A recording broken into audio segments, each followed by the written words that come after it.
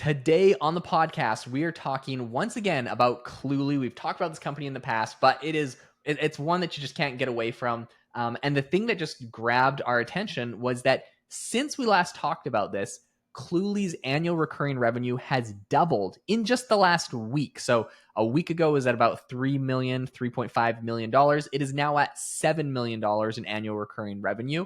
Wow. There are some rivals that are coming out of the woodwork to battle them for the space, including an open source free option. So will they be able to survive? We're going to break that down. And also how we think you can benefit using a tool like Cluely in your business. There's some interesting use cases. We're going to dive into them. But before we do, Jamie, would you be able to tell us a little bit about the AI Hustle School community?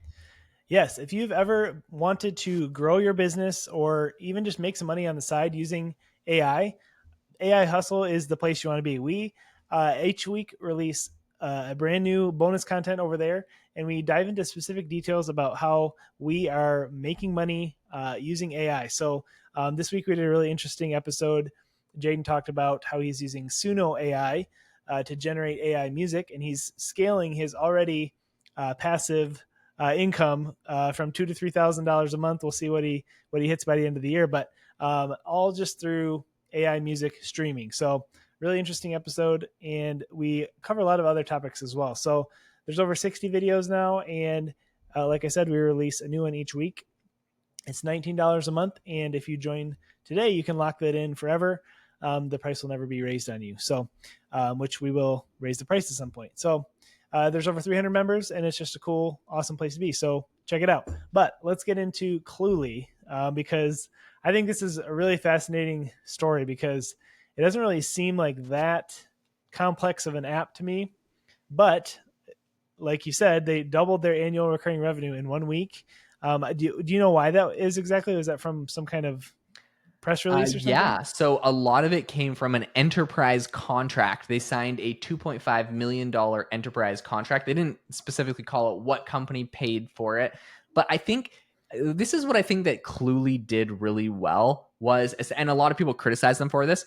They focused before they even launched their product on just getting a lot of notoriety. So the founder, he went viral because essentially they called it when he first launched, they're really trying to be controversial. So he called it a cheat on everything app.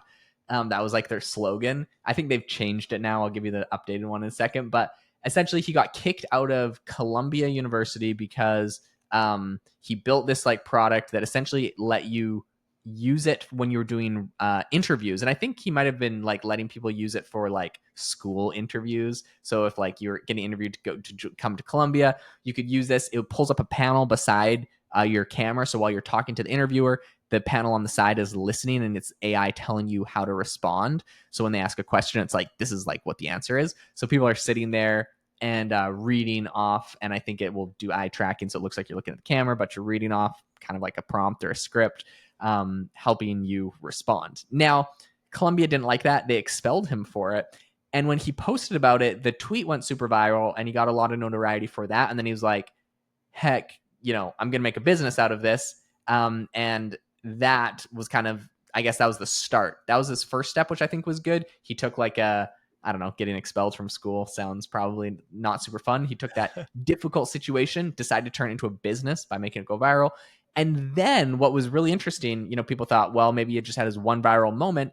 His first piece of marketing content with his company when it first came out was essentially a highly produced video. He spent like $100,000. He spent all of the money because he raised some seed money, spent all his seed money making a highly produced video that was essentially him. It was like fake. It was like, he was like wearing augmented glasses and there was a side panel and he's on a date with this girl and she's asking him like all these questions and he's like using this like little side panel thing to respond to her. They don't even have a product that does that, but it got the point across. And then the date went horribly wrong because it told him the wrong thing, and she like leaves and dumps him pretty much. And so everyone was like, "Man, what a horrible commercial! It's so bad. Like it's showing your product failing. This is going to be a horrible product." Okay, but everybody talked about it, so then everybody knew the company, and then they when they actually launched, now everybody knows it, and a lot of people try out the actual product. So I think they harness controversy and sort of like rage bait to actually grow their company and go viral, which I think was a smart move. So there's another twist to this story, and that is that There is somebody named a Pickle, a company that describes itself as a digital clone factory. They built a product called Glass, which is basically an open source free version of Cluely. So um, someone basically ripped them off and is now giving it away for free. So I don't know. Is this the future for them? Are they going to have to compete with a free version now? I think that this will be the ultimate test of how important is marketing, how important is your brand, because like you mentioned, someone ripped them off, but someone could rip off any company, and oftentimes they do, made an open source version of it. And on GitHub, it already has over 850 stars that's been forked over 150 times. So a lot of people are building Cluely competitors, but like, will they actually be able to compete without that brand name, without that recognition? Maybe they'll be cheaper. I don't know. I'm curious to see where it goes, but I think that the brand will get them far. Some of these like marketing stunts, I think, are going to get them far. They were able right after that, because they got so much notoriety, to actually raise money from Andreessen Horowitz. So they raised, I believe it was $15 million. I could be mistaken on that, but they did go and raise a bunch of money.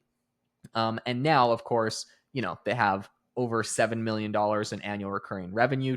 They just signed a $2.5 million contract, which is really impressive. One interesting feature that apparently they say a lot of people like is meeting notes. They said meeting notes have been proven very sticky, very interesting AI use case. The only problem with them is they're all post call, right? So usually when you do meeting notes, like with Zoom or these other things, you go to a meeting, there's AI that will take notes and it'll send everybody an update afterwards. What they're doing over at Cluely, though, specifically, is they say you want to look back at them in the middle of the meeting, and that's what we offer. So like, as people are talking, it's transcribing the notes and they're up in the side and you're getting a summary. And apparently people love that. So it's kind of funny because they peg this as like the cheat on everything app, like cheat on your job interviews. But like, that only gets you so far. Someone might use it once or a handful of times for some job interviews. Once you have a job, you don't need it for 10 years. They're trying to build it tools using the same technology that people use all the time. And so that's kind of where they came up with this meeting notes thing. Um, and then one other thing that I thought was funny is apparently after they raised money, they changed. They changed their marketing. So they used to be the cheat on everything app, and now they changed their slogan after they raised some money. They're trying to be a little bit more serious. Their new slogan is everything you need before you ask. This feels like cheating. So they're Okay. keeping their cheating element, but now it's just like this feels like cheating. So Yeah. it's a little bit less extreme, which I think when you're trying to sell to the enterprise, like nobody wants all their employees using an app, whatever it is, which the slogan is cheat on everything.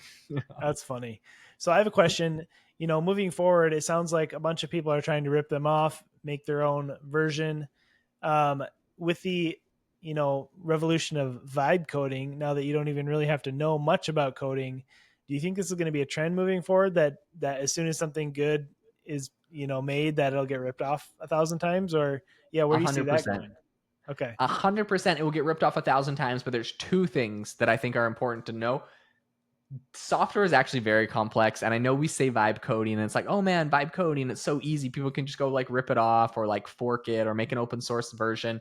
I think at the end of the day, if a company's sole purpose, if they've been doing it for years and it's their sole purpose is to do a product, like you can clone like the basic features of DocuSign or the basic features of like some of these apps. But what you don't notice is like they've spent like 5-10 years making all of these tiny little settings adjustments, building things that you don't know why they build them, all of these extra add-ons, all of these integrations that just make the product so much smoother. They have a really serious security and back end. And so like enterprise can't go use one of these open source clients because it's not going to be as secure, or it might not be SOC 2 compliant, or like there's all these things that I think the main companies will have a leg up on if they've been working on it for longer. That's the first thing. And then the second thing is, I think distribution is king. Don't underestimate branding. And if Cluey keeps doing like essentially these stunts, like if the past is anything to go off of, they're going to continue doing these really creative things. And so, yes, people can compete with them, but they've got to be equally creative, have equally interesting stunts. Like, there's a reason they made a name for themselves. There was already a couple other people doing this before they kind of took off. But the reason they took off is because their founder, they came up with some cool stunts and they were able to get their name out there.